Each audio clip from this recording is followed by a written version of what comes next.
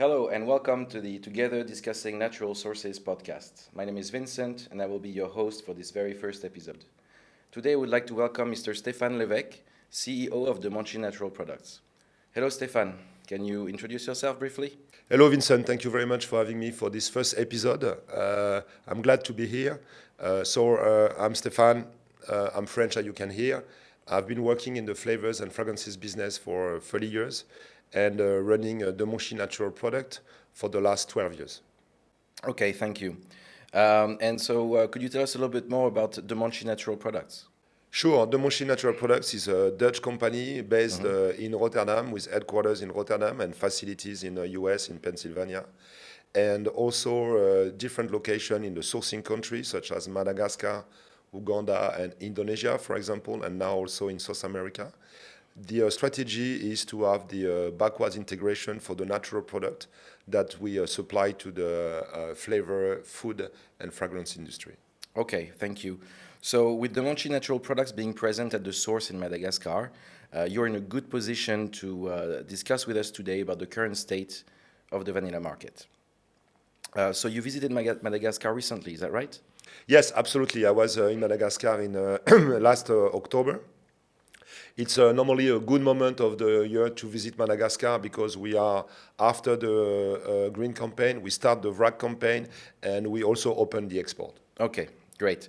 So, in this context, I would like to tell our audience today what we will discuss in the podcast. So, we'll talk about the last season volumes, the current crop, some market insights for the upcoming quarters.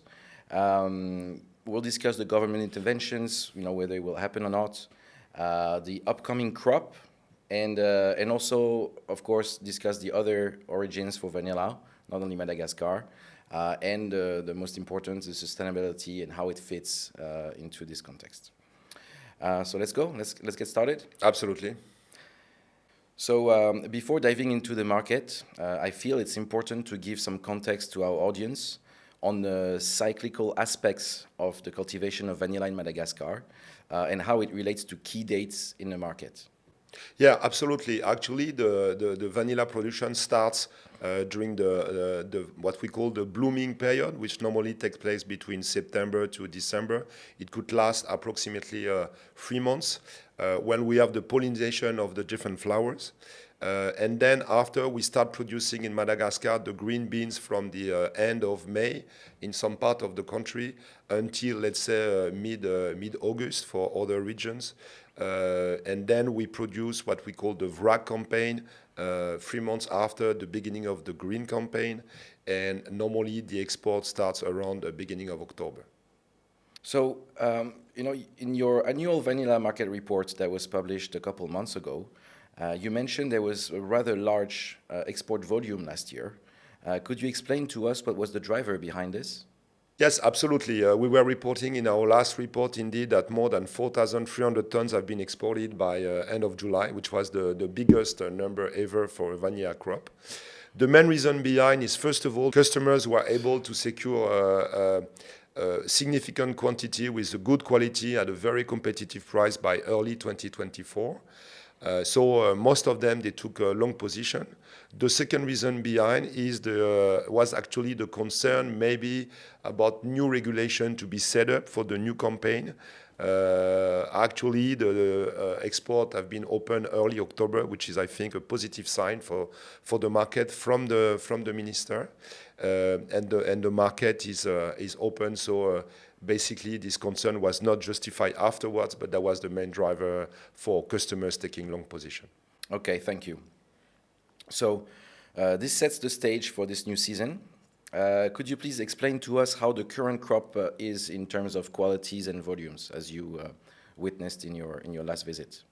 The 2024 campaign was indeed much lower in terms of production. We can easily say that it was at least minus 30% on the total overall volume. But the quality, what we have seen on the ground and during our preparation, the quality is pretty good. So we could say that with good quality and lower volumes, there would have been a lot of activity during the green campaign this summer. How was it really on the ground?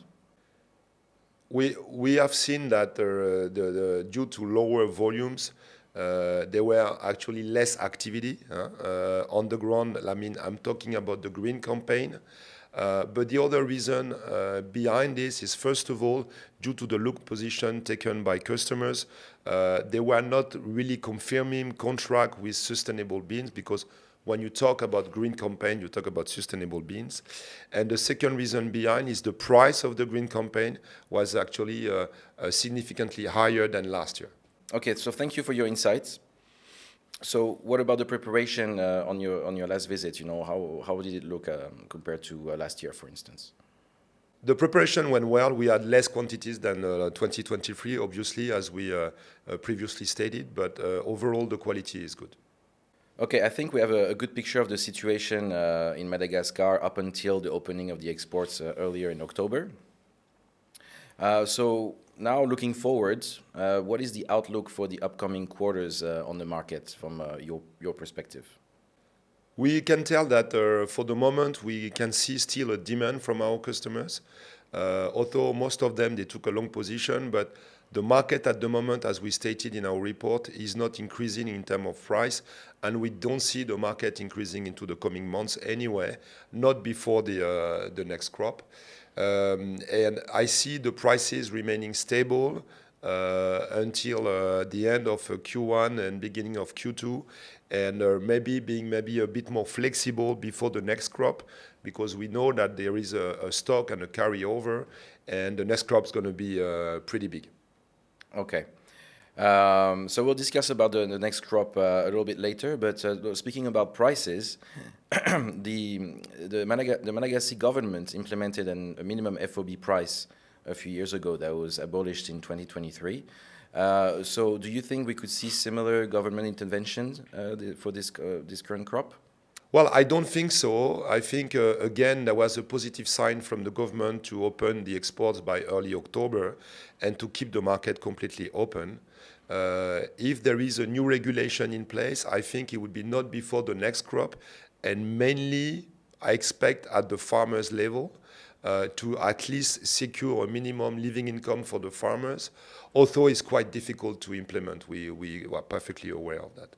Okay. And so do you think there could be, some kind of further intervention that could be done to really support the farmers? I think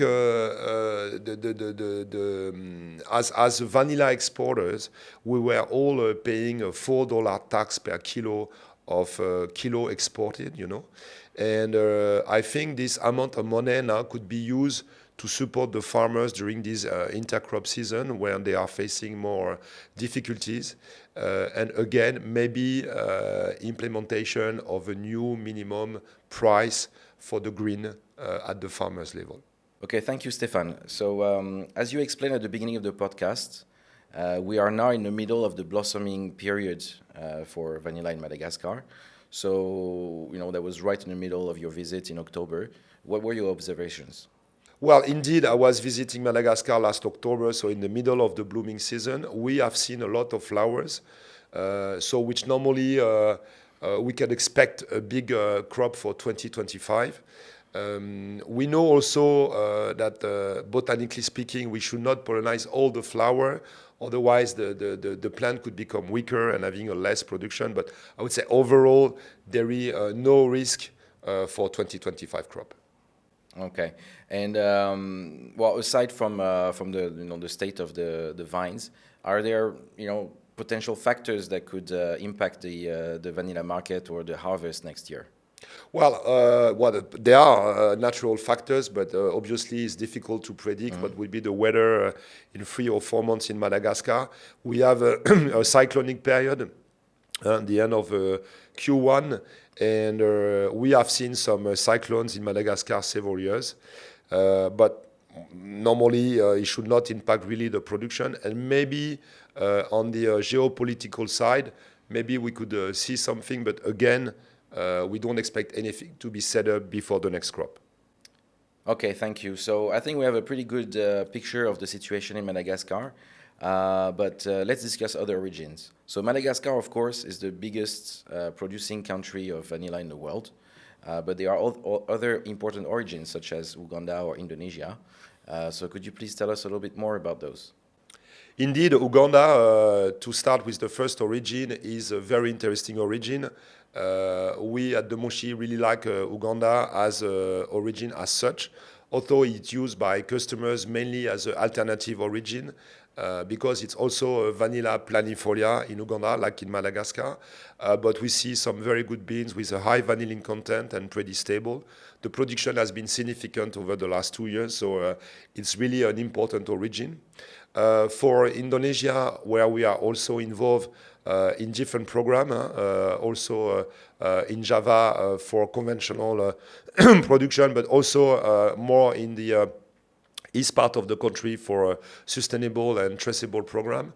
The production is, let's say, at the same level that it used to be, but the market is mainly dedicated for the US. So the prices remain pretty firm in Indonesia overall, like in Papua New Guinea, where the exports are divided between US and Europe. Okay, so what about in a more global sense, and not just for alternative origins? What about the sustainability certifications today? How do they fit in this market? The certification is actually a very important topic and is becoming more and more important. Obviously, everybody was starting mainly with organic certification to secure beans without contamination, without pesticides, without nicotine. And today, it's developing with fair trade, fair for life, or rainforest. We have seen that during the last export, more than 30% of the total volumes out of Madagascar were actually certified. That's the first thing. The second thing is we see a demand from the customers to have traceable beans, but not automatically certified. So we at the Mushi, we are providing such traceability with our good practices, and the customers are requiring now the full traceability and, let's say, a certification by a certification body when it's really needed. But in this market of vanilla, which we know has wild swings in prices, how does this impact the life of the farmers on the ground? Well, the different certification have different contribution to the farmers. Okay, so for the organic, we pay a little premium, which is linked to the quality of beans. For example, on fair trade or fair for life, we pay a more significant premium, which is mainly linked to the living incomes to the farmers. And for rainforest, it's also a different setup, but that bring also added value to the farmers. So I think it's very important to support those initiatives. I also believe that there will be more initiative in the future, but that's definitely contributing directly to the farmer's life. Okay, thank you. So this concludes the first episode of the Together Discussing Natural Sources podcast. Thank you, Stephane, for your participation and for your contributions. Thank you, Vincent.